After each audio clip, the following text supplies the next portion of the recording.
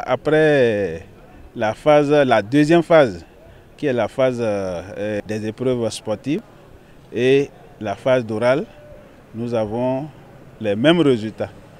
Donc le taux a été reconduit, il n'y a pas eu de recalé, qui présente un taux de 20,43% pour le département, qui n'est pas un taux réduisant. Et ces résultats interpellent tous les acteurs du système éducatif. Aujourd'hui, tout le monde est comptable. Tout le monde est comptable, depuis le sommet jusqu'à la base. Parce que les résultats que nous avons souvent, ce sont des élèves qui se débrouillent en classe, qui réussissent. Et il n'y a pas de miracle au niveau du baccalauréat. Donc nos apprenants doivent se mettre vraiment au travail. Ils doivent se mettre au travail et savoir que c'est un examen national. C'est un examen.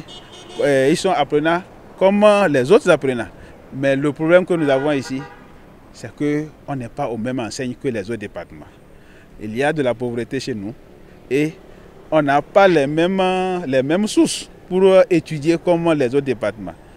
L'accès aux médias, l'accès à l'Internet, la nouvelle technologie de la communication aujourd'hui permet à ceux-là d'avoir des documents sur le net sans même passer par les librairies.